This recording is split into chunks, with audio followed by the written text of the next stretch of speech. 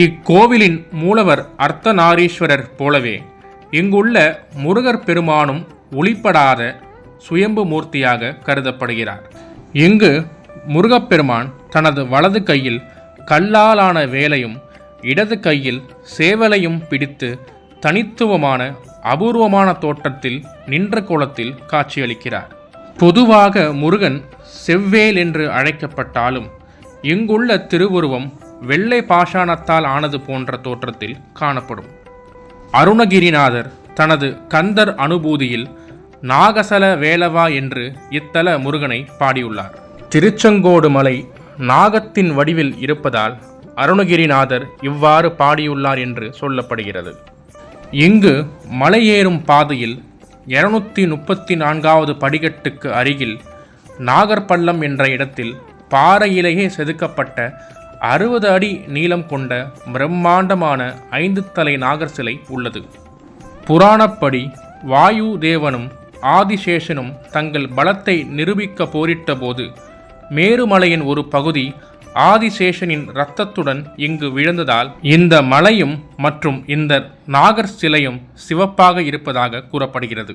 ராகு கேது தோஷம் மற்றும் நாகதோஷம் உள்ளவர்கள் இந்த நாகருக்கு பால் மற்றும் மஞ்சள் அபிஷேகம் செய்து வழிபடுகிறார்கள். இது அல்லாமல் மலைக்கோவிலின் உள்ளே நாகேஸ்வரர் என்ற பெயரில் தனி சன்னதியும் உள்ளது. சிவன் கோவில்களில் ஆதிசேஷனுக்கு தனி சன்னதி இருப்பது மிகவும் அரிதான ஒன்றாக கருதப்படுகிறது. மலைப்பாதையில் படிக்கட்டுகளின் இரு புறமும் ஆங்காங்கே ஏராளமான சிறிய மற்றும் பெரிய நாகர் சிலைகளை நாம் காணலாம். இங்குள்ள நாகரை வழிபட்டால் திருமணத்தடை நீங்கும் மற்றும் புத்திர பாக்கியம் கிடைக்கும் என்பது பக்தர்களின் ஆழ்ந்த நம்பிக்கை.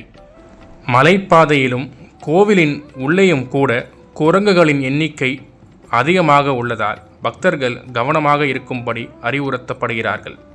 இத்திருத்தலம் ஈரோட்டிலிருந்து 20 கிலோமீட்டர் தொலைவிலும் நாமக்கலில் இருந்து 35 கிலோமீட்டர் தொலைவிலும் சேலத்திலிருந்து 40 கிலோமீட்டர் தொலைவிலும் அமைந்துள்ளது.